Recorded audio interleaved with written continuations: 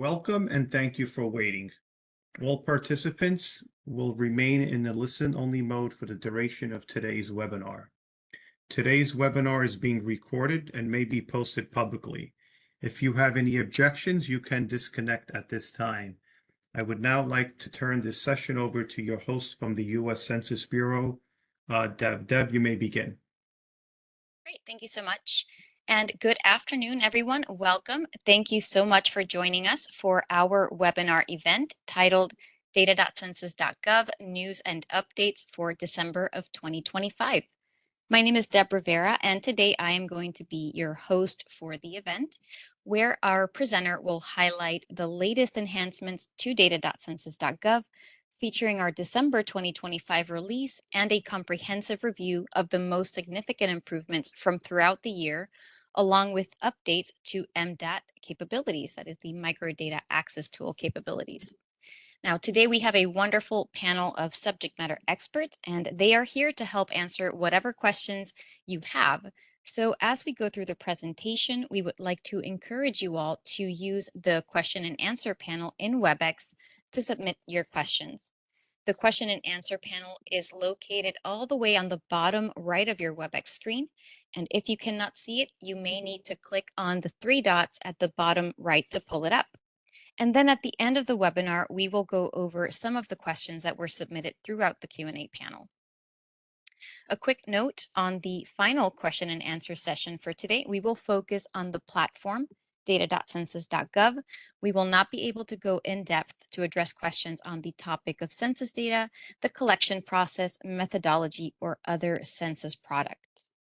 Finally, we are recording the webinar today, and all of the materials for this training will be available through the Census Academy website. So with that, I'd like to welcome you all again. Thank you for joining us, and it is my pleasure to introduce our speaker today, Tyson Weister. Welcome, Tyson.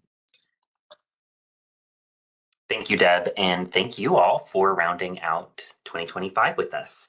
I'm excited to share news and updates for data.census.gov, specifically ones that were released today, but also giving those highlights like Deb mentioned from earlier throughout the year. So without any further ado, we'll go ahead and work towards that.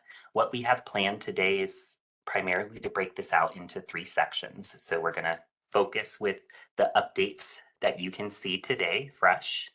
I'm going to show them to you on screen and then do a live demonstration of those updates. Then we'll come back, show you other significant updates from earlier in the year in slide format, followed by a live demonstration, and then we'll close with some of the work that we're doing into 2026.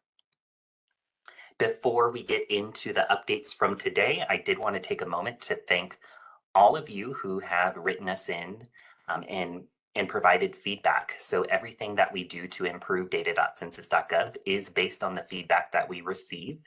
Anytime you contact us, we track the types of questions that you ask or specific suggestions that you give us to make the site work better. And then that drives our development process. So we prioritize the information we receive.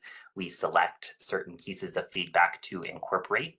Our development team then builds out solutions for addressing the feedback. We test it in internal environments and then release that out to you publicly. With that process, we had a pretty significant set of release features go out today, and I'm excited to share those with you. So they include things covering improved navigation, a reordered table toolbar, table customizations that are saved in the URL, a new table note for American Community Survey data tables, an address search in widget format, enhancements to the microdata access tool, and an updated API status page, along with some technical updates and fixes to defects. So let's go ahead and start here with the improved navigation. We are very excited to share that we have removed lock icons throughout the site. So this was driven by not only feedback that we'd received from users frustrated, not understanding how they can edit their searches, but also observing participants in structured usability sessions and finding that in some cases, people didn't know how to edit their search criteria. So going forward today, you won't have to worry about running into this issue anymore. What you'll see is that no matter how you have selected a filter on our site, every single filter that you've selected is going to have an X next to it. There are no more lock icons. And what that means is you can individually click the X icon to remove a single filter while keeping the rest of your search intact. We are going to show you step by step, how this process works and what it looks like on the live site. And this just really opens up more flexibility to edit searches, especially when they are generated based on text that you originally put in the single search bar. Also, with improved navigation, we've released different scroll bars throughout the site. One of them is an alphabetical A to Z scroll bar, and this helps you navigate through long lists in the filter panel. We applied them to many geographic filter panel lists, as well as filter panels with population groups and ancestries. And notice on the right-hand side in this screenshot, you see that A to Z. It works very intuitive. This screenshot showing when you click H, it takes you to the list of geographies in metropolitan, micropolitan statistical areas that start with the letter H. Not only did we apply those A to Z, there are a few codes throughout the filter panel on data.census.gov from our economic programs. We added 0 to 9 scroll bars that work very similarly. Another major update from the release, we have had over the years lots of users reaching out to us not sure how to get to the table actions that they want and need.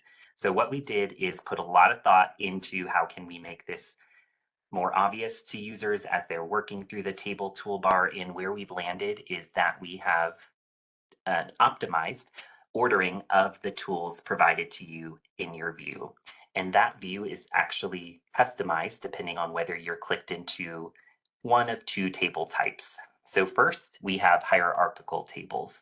These are highly formatted, ready to go tables. You'll see them from different surveys and programs such as the American Community Survey and Decennial Census.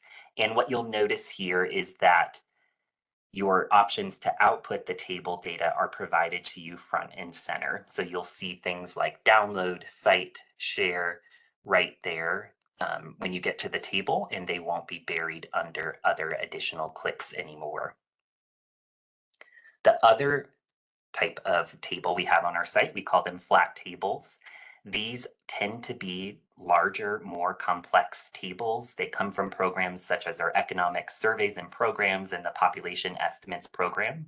And because they are more complex, they often require that the user go into the table and do some editing, either to see data that's of use to them and make sense of this, big chunk of information that's being shown on their screen, or that they may want to do that before they output the information. So all that to say, in these table types, you will see those options that allow you to make edits to the table, such as applying custom filters, hiding or showing different columns of the table, or applying pivots. And we are going to show this to you very clearly on the live site here shortly.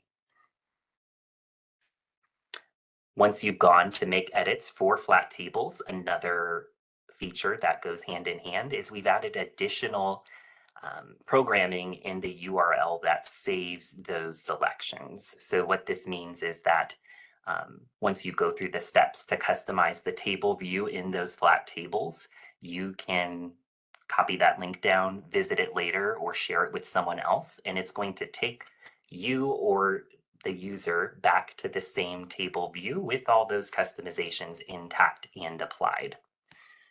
This really builds on some work that we did earlier in 2025 to really round that out and make sure that all of the customization options are being saved in the URL for your convenience. If you would like more information about the details of this and how they appear in the URL, we encourage you to check out the FAQ listed on the link below. With today's release, we also improved and added a new table note for American Community Survey ACS one-year products. This note will give you guidance for comparing ACS data over time or to other data sources, and you'll see this note on all ACS one-year and ACS one-year supplemental estimates tables. With today, we also added and built out an address search widget. So if you want to see the widget, you can visit it publicly using the link here provided on the screen. The primary benefit of this, though, is that it opens up for other websites internally, such as those on census.gov, in the future if they wanted to integrate more heavily into data.census.gov. This widget could be built and added into their website as an entry point to getting to data based on geographies associated with an address.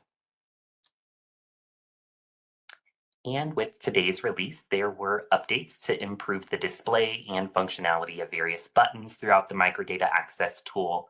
If you'd like to learn about the details of this, we'll be sharing the link to the release notes here shortly. And going along with the release today, we have updated the API status page.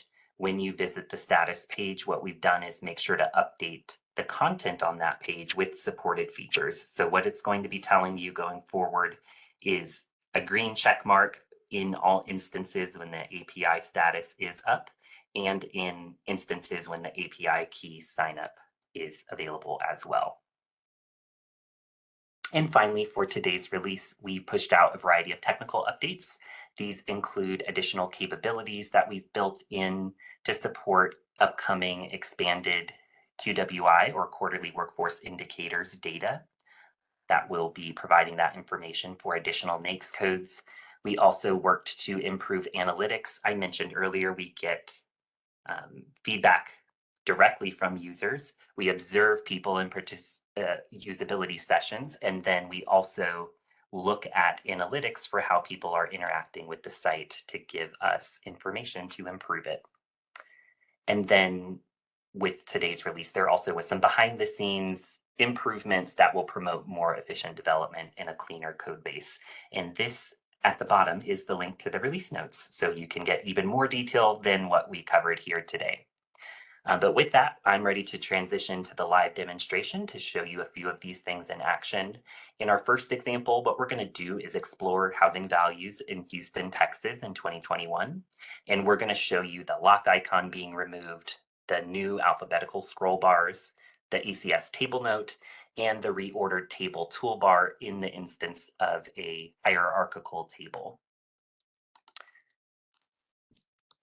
As I'm going through the site, I'm going to visit data.census.gov, but before I get started, you will have as a resource after the webinar, the posting of these slides. They will include step-by-step clicks for everything I'm going through.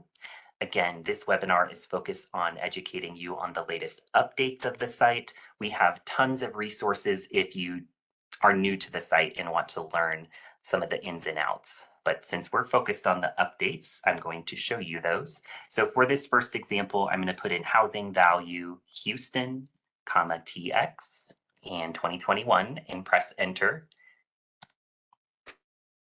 What we'll see on the upper left is exactly what we would expect, matching 3 filters: a topic filter for housing value and purchase price, geography filter for Houston City, and a year filter for 2021. Notice these all do not have the lock icon, they have X's. We'll be exploring those in just a moment. But here I'm going to answer my first question. So clicking the tab at the top for tables, there is a table here, B25077, median value, and it tells us median home value.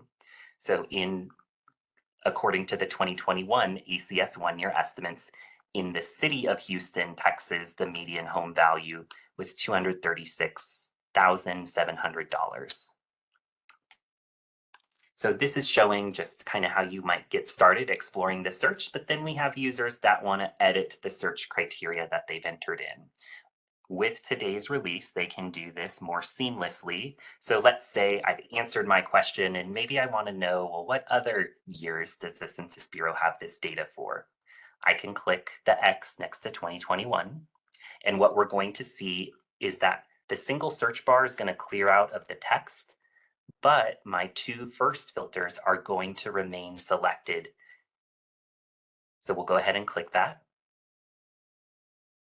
Again, cleared search bar, filters remain intact for housing value and for Houston. And then when we scroll back down, it has reloaded all of the information. We see for the median value table we were just looking at, we can access the data now for all available vintages of the ACS in case we were curious of looking at these data over time.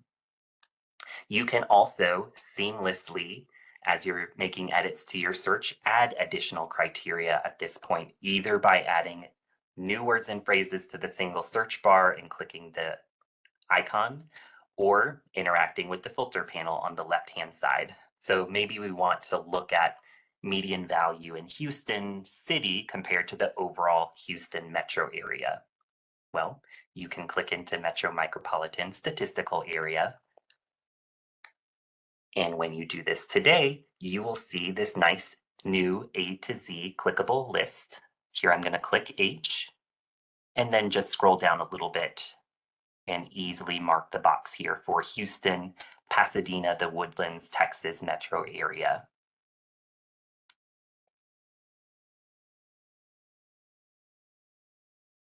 And then from here, we'll take a quick look at the table. So this shows us Houston, the median home value from the 2024 ACS one-year estimates in the city is about 301,000. And we can see that number is higher when looking at the data across the larger metro area. Now, while we're here, I wanted to show you here we have the new ACS table note, view important guidance for comparing ACS data over time or to other sources here. When we open up this link, it will give you a web page from census.gov/ACS with this detailed comparison guidance. And notice when we get back to the table, I mentioned the reordered table toolbar. So if we wanted to download, cite, or share this table, those actions are presented to us here front and center. They are no longer buried under the More Tools option because those are frequently used for these table types. Great, moving on to the second demonstration corresponding with today's updates. It's again going to show you the reordered table toolbar, but we're going to show this in the context of a flat table. And then I'm going to make some customizations and show you how those customizations are maintained in the URL and really allow you to share those customized views. For this example, we're going to look at finding which states have the highest number of employees that work in NAICS Industry 21. That corresponds to the industry for mining, quarrying, and oil and gas extraction. And we're going to use the County Business Patterns dataset. So back here on the live site, I'm going to start fresh on the landing page. Again, we have resources if this is new to you, accessing economic data. A quick way to get to the table that I want to show you is to type it in the search bar, the table ID, CB 2300 CBP, and I'm going to type in all states and press enter. In the upper left, I am confirming here that the site did in fact find a match for the table ID filter and it found a geography for all states. So I'm ready to go to the table view.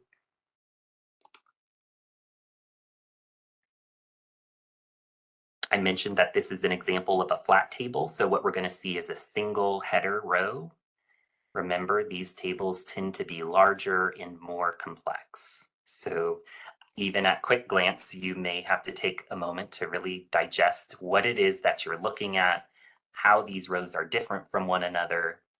And you can see here, there are 48,144 total rows in this data table. So if I want to find out which states have the highest number of employees employed in NAICS 21, I'm going to have to do some narrowing down a bit. And then just to show you here on the right-hand side of the table, it is providing data for the number of employees across different contexts on the left-hand side. So with today's release, these options to make edits to the table display when you're clicked into a flat table are presented to you right off the bat. So I'm actually going to use them. The very first one here right after notes called filters. This allows me to apply a custom filter to the table. And for this instance, I'm going to simplify the view. So I don't really care about seeing the data broken out across different employment size of the establishment or across different legal forms of organization. So on the right-hand side in that filters pop-up, if I drill into meaning of legal form of organization, I'm just going to leave the box checked that says all establishments and click apply. This is going to remove all of the rows in the data table corresponding to government, nonprofit, etc., and simplify that view a little bit. So we'll go from 48,000 rows down to 9,000. So we're getting closer to where we need to be. Going through that process one more time, clicking filters in the right panel, meaning of employment size of establishments code, and leaving the box marked for all establishments. Here we're going to go from 9,000 total rows at the table down to 1,165.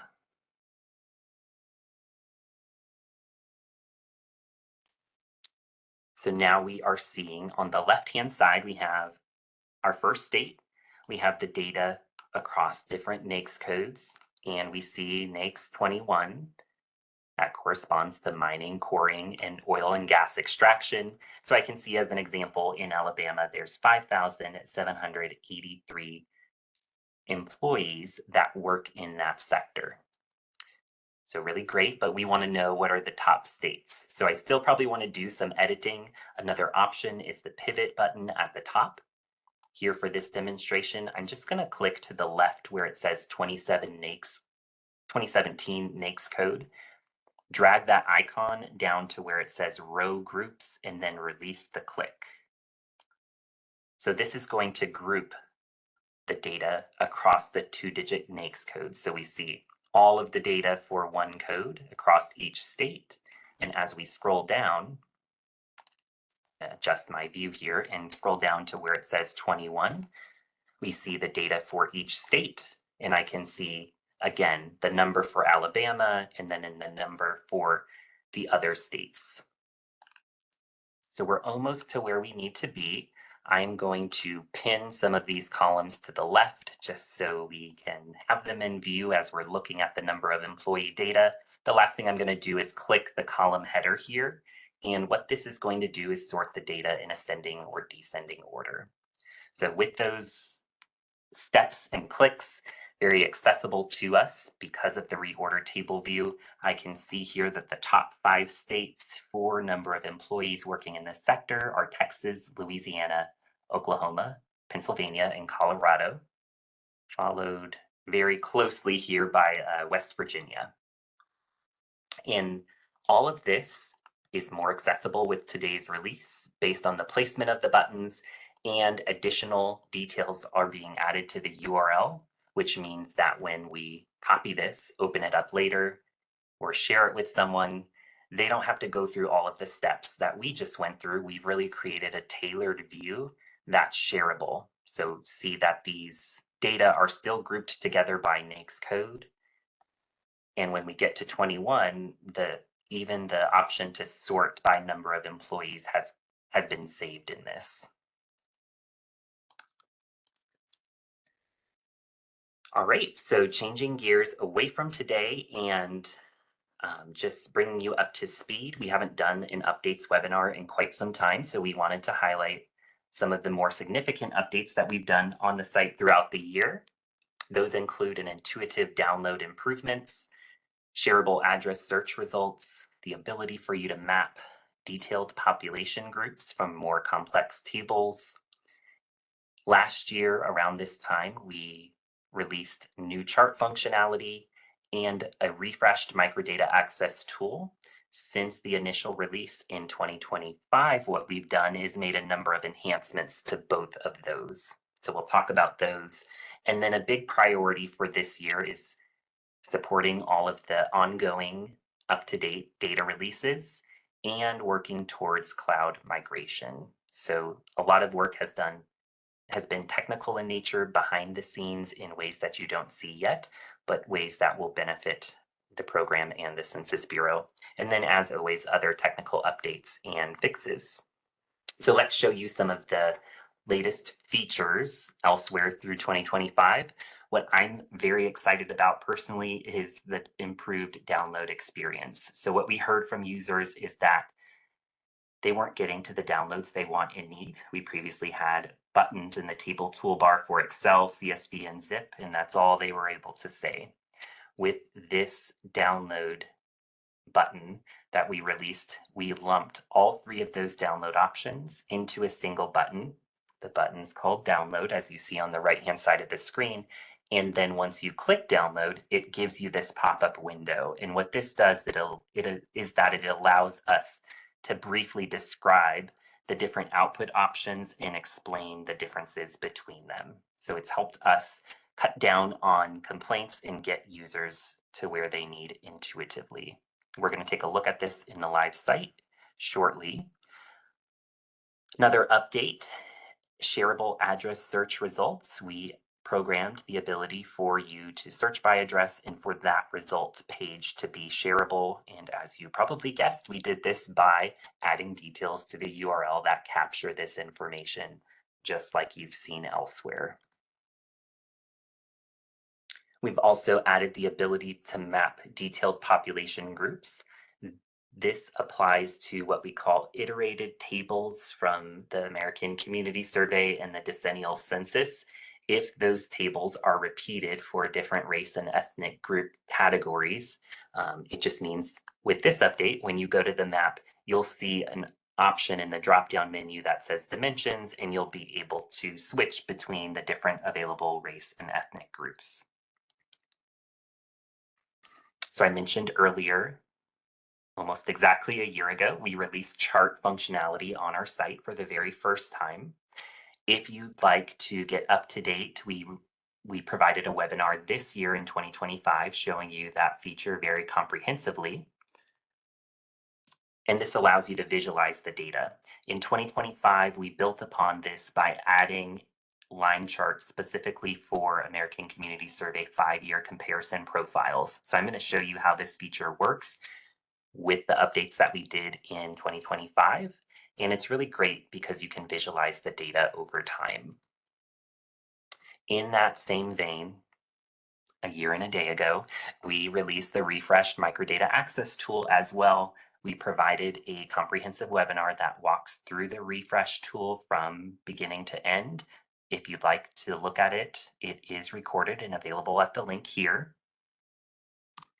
And this has been a big piece of our updates throughout 2025, just improving upon that refresh to make it more intuitive and to add additional functionality that users want and need. And just before I get into this too much, I did want to take a brief mention, the microdata access tool. It allows you to create custom tables when the level of detail in the topic of the table on the pre-made tables on data.census.gov isn't exactly what you need. So it's not a tool that's for everyone, but we did include it because lots of users use it and to show you the work that's being done on it. So the biggest thing I'm excited about for microdata access tool enhancements in 2025, we added the ability to group or aggregate geographies. So what this means in the screenshot that I'm showing is I had selected 3 different states, Michigan, Minnesota, and Wisconsin. And then I created a custom group. So this added those states into one combined geography. And then when I get to the table display, what this functionality does is it provides me the data for that combined area in one number without me having to manually add the data separately myself. So very excited about that functionality. We're going to show it to you shortly. We also added search bars in the geography panels in the microdata access tool. These search bars allow you to type in a word or phrase and navigate to public use microdata areas that contain that. Again, we'll look at this functionality shortly. We listened from our data users and brought back the beloved geographies tab. So this is a dedicated tab where you can choose to click into and select your geographies. It's more obvious than the previous button that we were using in the initial release, and it makes it more apparent for where users need to go. Throughout 2025, we've also added new and updated buttons throughout the microdata access tool. So in some cases, this is providing you new functionality. It's making it more intuitive and just making it more clear for what you've clicked into or where you need to click next. Similarly, with messaging, we have added brand new messages throughout 2025 throughout the tool. We've revised the wording of some messages, and we've also changed and improved the placement of when and where those messages appear to you. And finally, we added mobile device compatibility. So we've done a lot of technical work to make sure that this not only works on your main computer, but also on tablets or other mobile devices. So let's take a look at some of this on the live site. First, I'm going to show you how to visualize housing values over time. We're going to look at this for all counties in Tennessee, and this is going to showcase the intuitive download improvements we made, as well as that chart enhancement where you're allowed to chart this information from the ACS comparison profiles. So back on the live site, for this example, I'm going to click Advanced Search to drill right into the filters. On the left, I'm going to click County under Geographies. I'm going to leverage the A to Z and click T to get here to Tennessee. And then I'm going to choose the checkbox that says All Counties within Tennessee. So we'll give that a moment to load. I have my geography filter. We're going to select the filter on the left for the American Community Survey 5-year estimates comparison profiles in just one moment.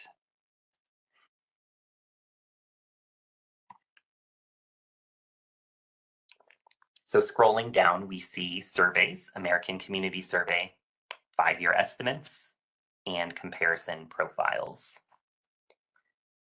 In the upper left, I'm going to verify that I have both of my filters selected, and then I'm going to go ahead and run this search and view the tables.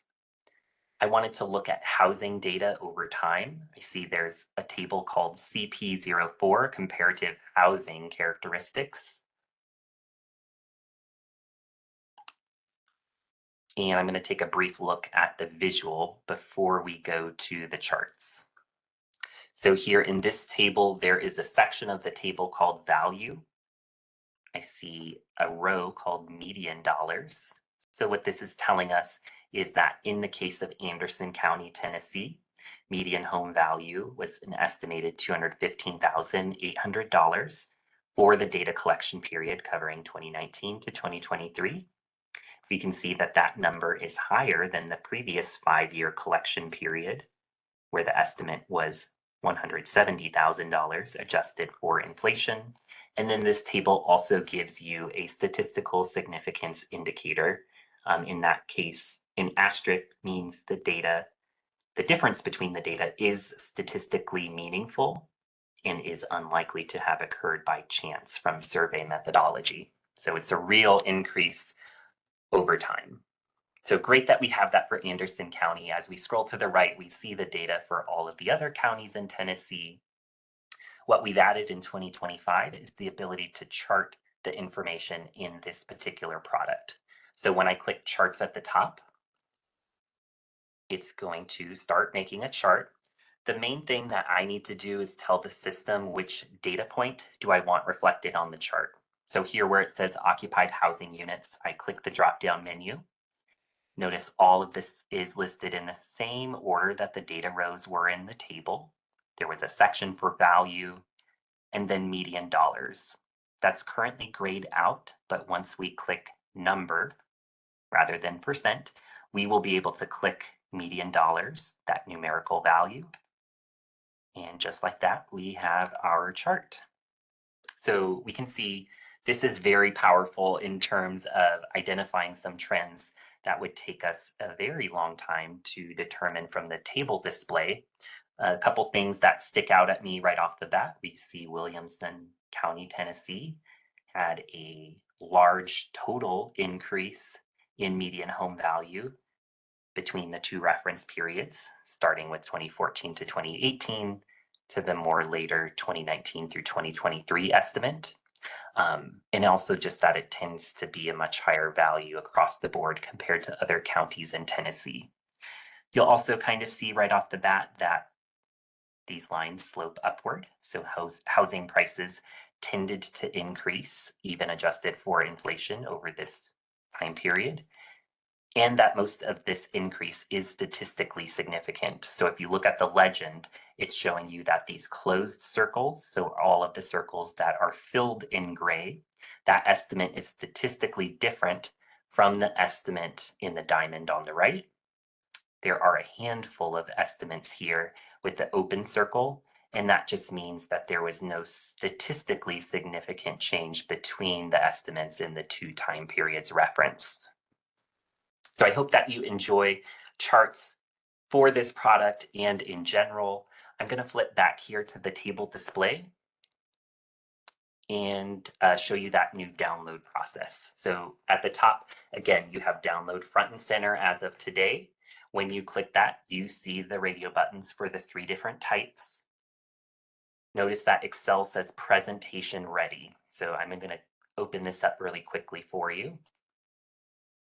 You may be familiar with these already. When you open Excel and click data, by presentation ready, we mean it looks almost identical to what you see on the site. So your geographies are in the column, everything's still nicely formatted and indented.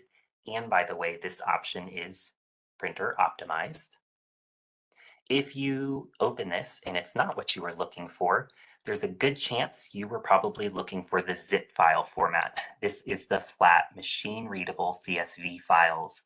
They include GeoIDs. So if you wanted to sort the data, map it in your own software, it's probably zip for what you're wanting to go through.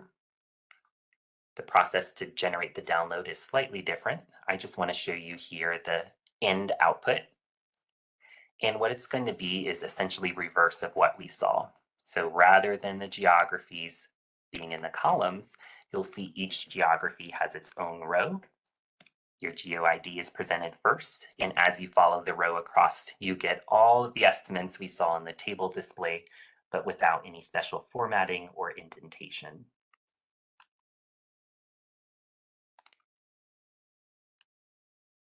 Great, that's going to wrap up what I want to show on data.census.gov, but I do want to take a moment to show you enhancements from the microdata access tool. Again, this tool's not for everyone, it's for advanced special cases. So I'm going to go through a very quick and easy demonstration to create a table, specifically focusing on improvements to select geographies and to group them. So for this example, we're going to look at the number of active duty military for all Pumas in Spokane County. If you're not familiar with the Puma geography, don't worry, we're going to add them together to equal the boundary of Spokane County. So back here on data.census.gov, I'm going to click Apps in the upper right and then choose Microdata. So this will take us to the landing page for the Microdata Access tool that allows us to create custom tables. You can choose different data sets. For this particular table, I'm going to choose the ACS 5-year public use microdata sample. And I'm going to leave it at the most recent 2023 and click Next. There are 220 variables to choose from, so I probably want to narrow this down. If you haven't used this before, the filter by topic drop-down menu is very handy. I can pick the one most closely related to active duty military, which would be the veterans topic. And then this narrows down to the 12 variables that are relevant to veterans. I can see here there's a variable called MIL, the labels military service.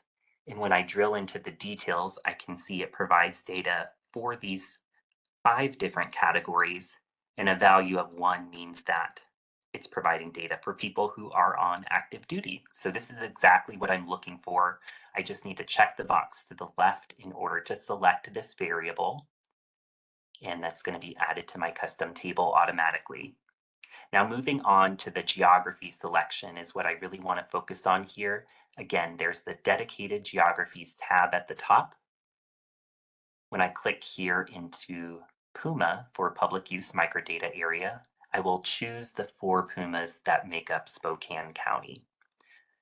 I'm gonna leverage this nice handy menu, choose Washington, and then rather than navigate the long scroll bar, I'm gonna type in Spokane, and it instantly shows me the remaining geographies that have the wording Spokane in the title.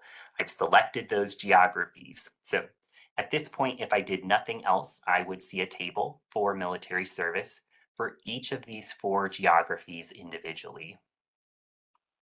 What's new in 2025 is we added this group tab. So when you click group, you can choose to add these geographies together into one area. So it's very simple. I just click the checkbox to the left of Puma and click Create Custom Group. We'll see that combined geography is here on the right-hand side. And if I want to create my own custom label, I can rename it to Spokane County. And that's all there is to it. So now I'm going to go ahead and click View Table, and we'll take a look at what this is showing to really hit home the functionality. So we see here, let me make some adjustments to the columns so we can look at this a little bit more clearly. So this is showing us the data first for the different public use microdata areas individually. And then because I created a custom group, I'm getting a row in my table for Spokane County. And I can see, according to the ACS 5-year public use microdata sample, there are 3,459 active duty service members living in Spokane County. And in this case, we still see the data for the individual geographies. If we're interested in, we can see that one of them has about 2,000 active duty military members. And if you're familiar with the area, this would be the public use microdata area geography that includes Fairchild Air Force Base. So definitely makes sense, the numbers that we're seeing there. All right, going back and looking ahead into 2026, both in the short term and long term, just wanted to put on your radar. In the short term, we're working towards improving the landing page. And in the long term, one of our highest priorities, besides keeping everything up and running and supporting the latest data releases, is migration to the cloud. So we're going to continue very heavily that technical work into 2026. For the landing page, we are planning in February a improved landing page push to the public site. So this is not a final screenshot or anything of what that will be, but it is a good look at what we're planning. The main things I wanted to point out here is we are working towards adding additional resources that are going to be front and center and easy for you to access. There's an option here to get started with the site.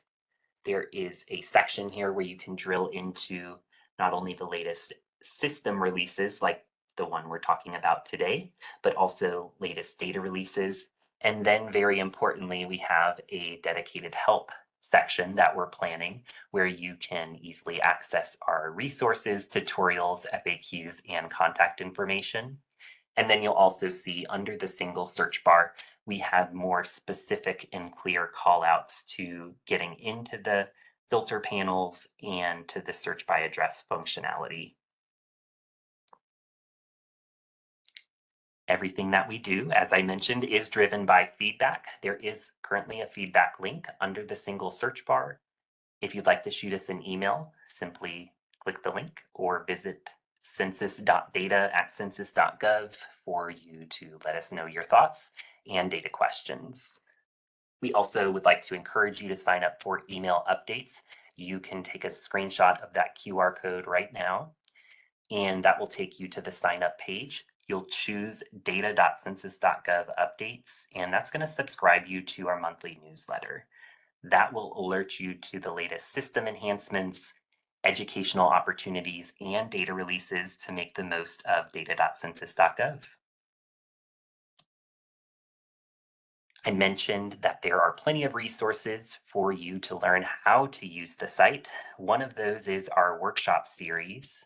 We have 9 different workshop topics. These are online, free of charge. They're anywhere from 2 to 3 hours in length.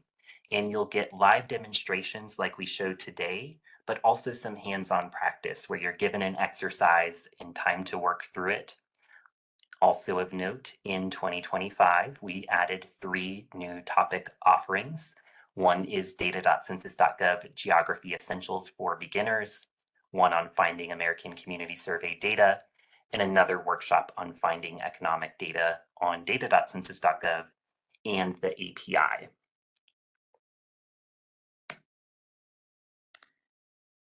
And lastly, we would like you to help us continue to improve data.census.gov.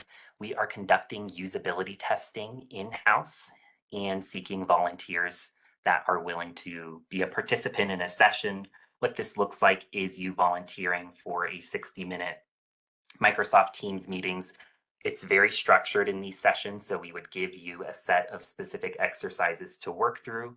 You would share your screen with us during that process, and we would ask that you speak your thoughts aloud. And this observation, again, allows us additional insights on how users are intuitively interacting with the site, where they're getting hung up, and how we can improve. If you'd like to join, visit one of the links and shoot us an email if you have questions. Thank you so much, and I will turn things back over to Deb. Great. Thank you so much, Tyson. Just making sure that you can hear me okay. I have a little bit of echo on my side. You're sounding great to me. Okay. All right. Thank you so much. All right. So in a few moments, we will start going over some of the questions that were submitted through the Q&A panel. So if you have a question on the updates that were made to the data.census.gov site, please feel free to submit that now. But before we dive into your questions, I just want to let you know that we have set up a quick evaluation survey, and that will pop up once you exit WebEx. So it will be a pop-up when you see that survey window. Please take a moment to share your thoughts with us. We would love to hear what worked well during this session, what we could do better, and especially if there are any other topics that you would like to see us cover in a future webinar or workshop. Now, if you have any questions remaining after we conclude our session today, or if you would simply like to email us your question, feel free to reach out to any of the email inboxes that are listed here. If you are a member of the media, please contact the Public Information Office at pio@census.gov. And for general data.census.gov questions from the public or for training requests, please reach out to the Center for Enterprise Dissemination. We look forward to hearing from you. All right, so now we can move on to the questions that we have received. Tyson, we did receive a couple of questions. So thanks everyone for your interest and your engagement. I'm going to go ahead and read out the first question. And that is, hi, thanks for doing this.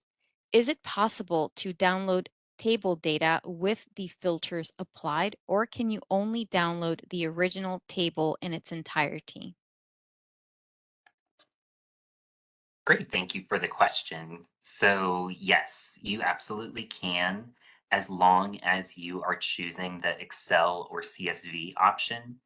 Those customizations that you made on the table display prior to clicking download and choosing Excel or CSV will carry over into the output. If you choose the zip file format, it will download the entire set of information regardless of those customizations. So The answer to that question is yes, as long as you're using Excel or CSV. And then just as a note, you can also copy the table. If you click into a cell, you should be able to press like Control A and right click in order to copy the table and paste it into Excel, just as an additional method in case anything is giving you trouble, but you should be good to go with Excel or CSV. Wonderful. Thank you, Tyson, and thank you so much for that question. Our next question reads, with the updates to the filters, are table filters no longer locked when you search for tables by their table ID? Correct. And I'm actually going to show you on the demonstration here. So back to the live site. Yes, they're absolutely no longer locked, which is nice, works seamlessly. I've typed in here 2 table IDs. Notice that these are unlocked icons as well. Even though they've been entered in a single search bar, you will not see a lock icon anywhere in the filters anymore. The only thing I wanted to also mention here is for table IDs, when I remove one, you may see the table ID text will still linger in the search bar and the other text will be deleted. But it works just as seamlessly as it did in the example shown today. I just wanted you to be mindful. If you're clearing something out from single search, table IDs do remain in the search bar, as long as they're not the one that you cleared out. So obviously it removed DP02 because that was the one I clicked the X next to, but because DP03 was kept, it's shown in the filter, and in this case, it also is showing in the single search bar. Great, thank you so much. And again, thank you so much for that question. Now, our third and final question that we've received reads, is there anything in the works to make it easier to select, analyze, and download a time series of data for selected variables? I'm thinking of 5 to 10 years of 1 year ACS data, median household income by county. Yeah, another great question. So I'm not aware of anything specifically for American Community Survey for this. So I will, just as a brief mention, the comparison profile product that I showed, that gives you 2 vintages of ACS 5-year. If you're working with the ACS 1-year estimates and you wanted the most recent 5 1-year estimates individually, you could use that product to get the data in a single view and download it all together, all in one table. That's the only thing I'm aware of that exists of getting the data over time.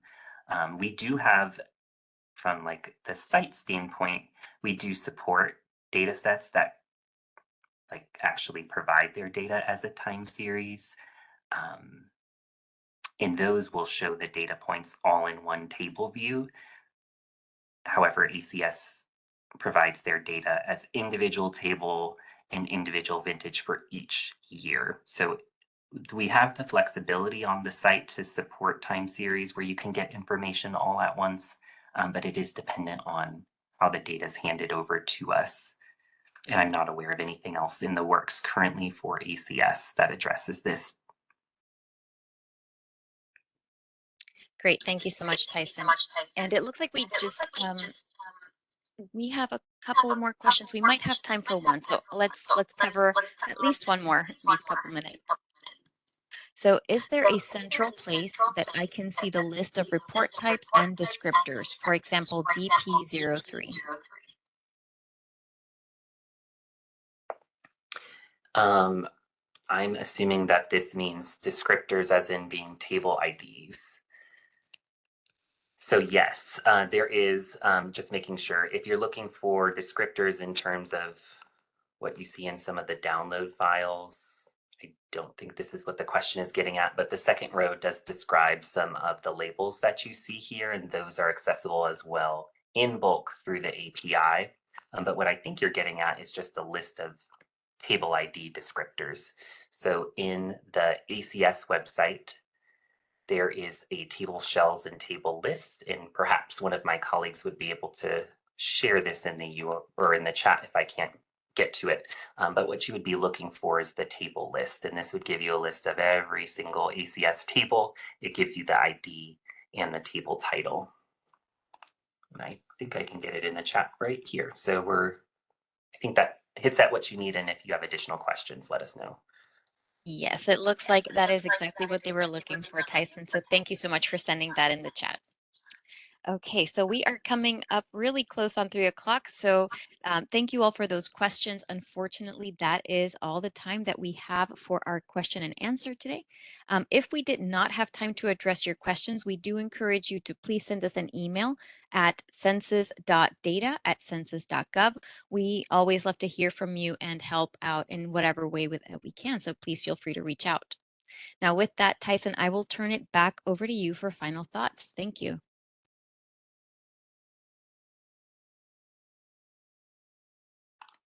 Oh, thank you, Deb. Once again, thank you all for joining us today, rounding out 2025 with data.census.gov education. We have a dedicated resource page with additional information to help you make the most of the site, including video tutorials, recorded webinars, how-to PDFs with step-by-step guidance and answers to FAQs. You can visit it using the link and QR code on this slide.